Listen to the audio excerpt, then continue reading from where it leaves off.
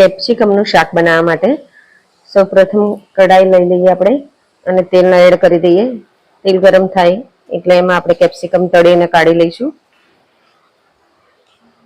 હલાવતા જવાનું અને તળી લેવાના છે. તો આપણા કેપ્સિકમ તળાઈ ગયા છે.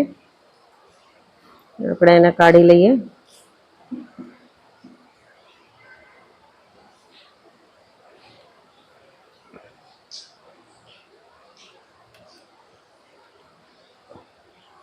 હવે 1 ચમચી જીરું એડ કરી દઈએ.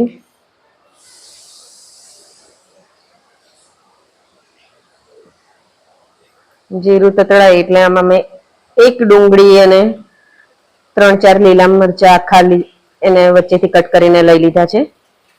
એને સાંતળી લઈશું સારી રીતે. એ સતળાઈ જાય એટલે આદુ લસણની પેસ્ટ અને 1 ટામેટું લીધું છે.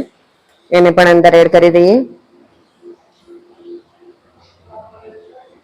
અને જોડે મીઠું પણ અંદર એડ કરી દઈએ. ટમેટા સોફ્ટ થાય ત્યાં સુધી આપણે આને એ કરવાનું છે.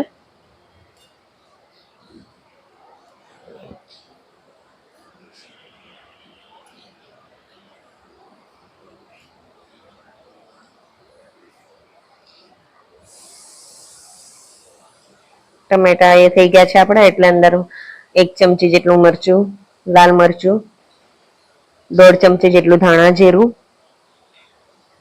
હળદર,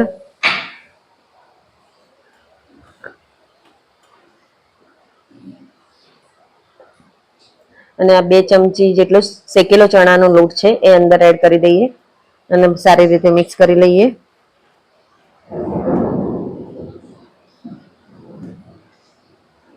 અને જરૂર મુજબ પાણી એડ કરી દઈશું આપણે. પાણી એડ કર્યા પછી થોડુંક રસો ઘટ થાય ત્યાં સુધી એને એ કરવાનો છે.